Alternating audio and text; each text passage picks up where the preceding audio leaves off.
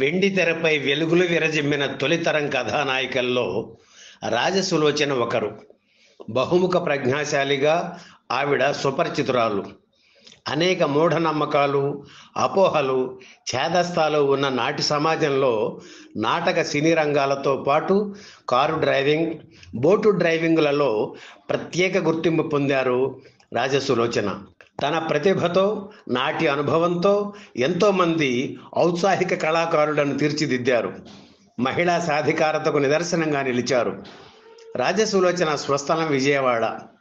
1934 August 15న Bhaktavatsala Naidu, Devika దంపతులకు పుట్టారు.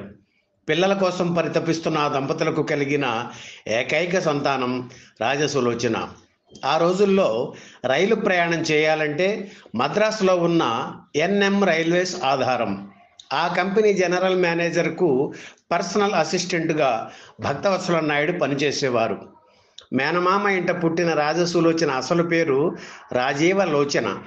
అయితే స్కూల్ రిజిస్టర్లో పొరపాటున రాజసులోచనగా రాయడంతో ఇక ఆ పేరే స్థిరపడిపోయింది.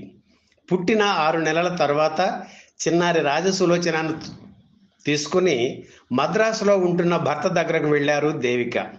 మద్రాసులోని జార్జ్ టౌన్లో వీరి నివాసం. యుద్ధ భయం కారణంగా మద్రాసు నగరం ఖాళీ అయిపోతున్న తరుణంలో అందరితో పాటు తను కూడా వెళ్ళడానికి భక్తవత్సలం ఇష్టపడలేదు. ఏది ఎలా జరగాలో అలాగే జరుగుతుంది అనే తత్వం ఆయనది. తండ్రి మంచితనం, దూసుకుపోయే తత్వం రాజసులోచనకు వచ్చాయి. ఆవిడకు నాట్యం అంటే ఆసక్తి ఏర్పడడానికి ఒక రకంగా ఆమె మేనమామ కారణం. ఆయన కళాభిమాని కావడంతో సుగుణ విలాస సభ అనే సంగీత నాట్య మండలిని నెలకొల్పి నాటకాలు, నృత్యాలు ప్రదర్శింపజేసేవారు. అవి చూసి ఇంటికి వచ్చిన తర్వాత వాళ్ళు ఎలా పాడారో, ఎలా ఆడారో తల్లిదండ్రులకు చేసి వినిపించేవారు, చూపించేవారు రాజసులోచన. ఒక్కతే కూతురు కావడంతో ఆమె చేష్టలు చూసి మురిసిపోయేవారు ఆవిడ తల్లిదండ్రులు. గ్రామ్ ఫోన్ రికార్డు ప్లే చేస్తూ నృత్యం చేసేవారు రాజసులోచన. ఆమెకు 7 ఏళ్ల వయసు రావడంతో తమ ఇంటికి ఎదురుగా ఉన్న పంకజన్ టీచర్ దగ్గర సంగీతం నేర్చుకోవడానికి చేరారు. అయితే ఆమెకు సంగీతం కంటే డ్యాన్స్ మీదే ఆసక్తి ఎక్కువగా ఉండేది. అందుకే నృత్యం నేర్పించారు. యుక్త వయసు రావడంతో 3వ ఫారంతోనే చదువు మానిపించేశారు. తన 13వ ఏట స్టేజ్ మీద తొలిసారిగా ప్రదర్శన ఇచ్చారు రాజసులోచన.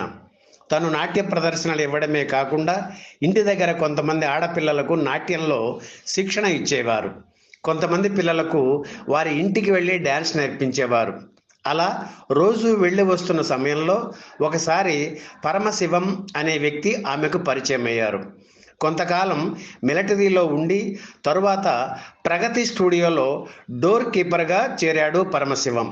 అందంగా మంచి యవ్వనంలో ఉన్న రాజసులోచనతో పరిచయం చేసుకుని మెల్లిగా ఆమెతో మాటలు ప్రారంభించాడు పరమశివం. అతను చెప్పే మాటలకు బుట్టలో పడిపోయారు రాజసులోచన. అతన్ని నమ్మి గాఢంగా ప్రేమించారు.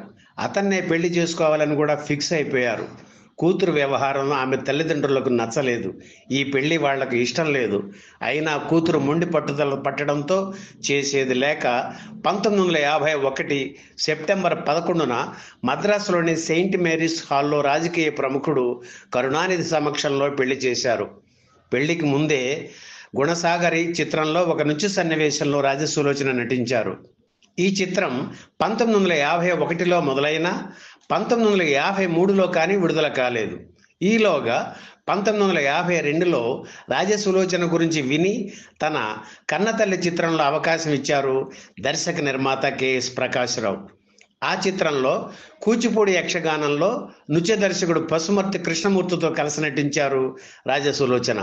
పెళ్ళైన ఏడాదికి తల్లి అయ్యి మగబిడ్డకు జన్మ ఇచ్చారు రాజసులోచన. అతనికి శ్యామ్ అని పేరు పెట్టారు. కన్నతల్లి చిత్రం తర్వాత ఆవిడ నాట్యం చేసిన సినిమా పెంపుడు కొడుకు. ఆ తర్వాత సారథి వారి అంతా మనవాళ్లే చిత్రంలో నటించారు. కన్నడ రాజ్కుమార్, మాలతి జంటగా నటించిన కాళహస్తి మహాత్మ్యంలో వేంపు పాత్ర పోషించారు. ప్రారంభంలో నటిగా నిలదొక్కుకోవడానికి ఇలా కొన్ని వేంపు పాత్రలు పోషించిన ఎన్టీఆర్ హీరోగా ఘంటసాల నిర్మించిన సొంత ఊరు చిత్రంలో హీరోయిన్గా నటించే అవకాశం రావడంతో ఆవిడ కెరీర్ సరికొత్త మలుపు తిరిగింది. ఆ తర్వాత మాంగళ్యబలం, రాజమకుటం తదితర చిత్రాల్లో నటించారు. రాజమకుటంలో ఎన్టీఆర్ రాజసులోచనలపై చిత్రీకరించిన సడిసేయకే గాలి చిత్రంలో పాట ఇప్పటికీ వినిపిస్తూనే ఉంటుంది. నటిగా బిజీ కావడంతో ఒక పక్క ఆనందం కలిగించిన రాజసులోచన వైవాహిక జీవితం మాత్రం ఇబ్బందులకు గురి చేసింది.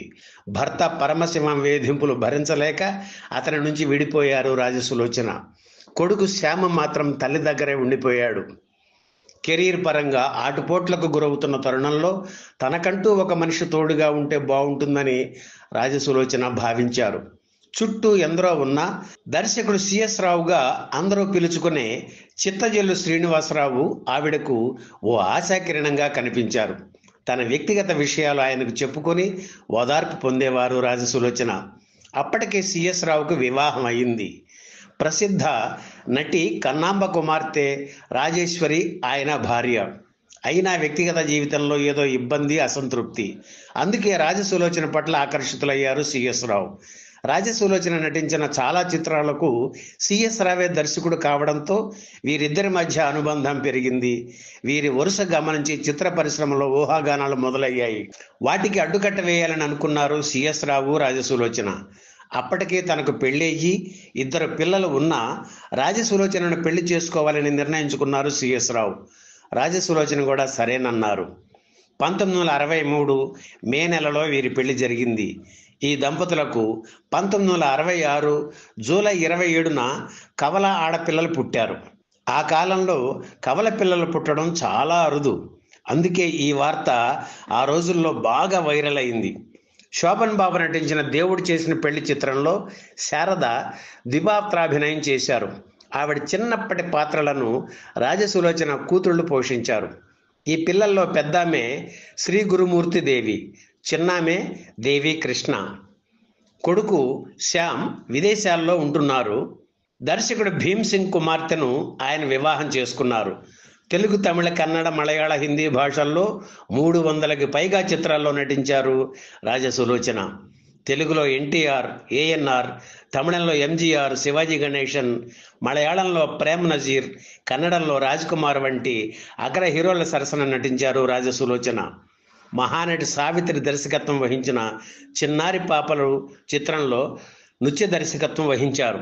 1961లో పుష్పాంజలి నృత్య కళా కేంద్రాన్ని నెలకొల్పి ఎంతో మందికి నృత్యంలో శిక్షణ ఇచ్చారు. ఎన్టీఆర్ ఆధ్వర్యంలో జరిగిన సామాజిక సేవా కార్యక్రమాల్లో రాజసులోచన తప్పకుండా పాల్గొనేవారు. అప్పుడు ప్రదర్శించిన వినోద ప్రదర్శనల్లో రాజసులోచన నాట్యం తప్పనిసరిగా ఉండేది. హీరోయిన్ గానే కాకుండా క్యారెక్టర్ ఆర్టిస్ట్ గాను కొన్ని చిత్రాల్లో నటించారు రాజసులోచన. హీరో కృష్ణ నటించి నిర్మించిన మోసగాళ్లకి మోసగాడు చిత్రంలో రాజసులోచన చేసిన నృత్యం ప్రేక్షకుల్ని అలరించింది. మొదట్లో ఎంతో అన్యోన్యంగా ఉన్న సిఎస్ రావు, రాజసులోచన దంపతులు పిల్లలు ఎదిగిన తర్వాత అభిప్రాయ భేదాల కారణంగా విడిపోవడం దురదృష్టకరం. కెరీర్ ప్రారంభంలో మొదటి భర్త పరమశివంతో, చివరిలో 2వ భర్త సిఎస్ రావుతో చాలా ఇబ్బంది పడ్డారు రాజసులోచన. 2013 మార్చి 5న రాజసులోచన కన్నుమూశారు. ఈ వీడియో మీకు నచ్చితే లైక్ చేయండి, షేర్ చేయండి, వెంటనే సబ్స్క్రైబ్ కూడా చేయండి.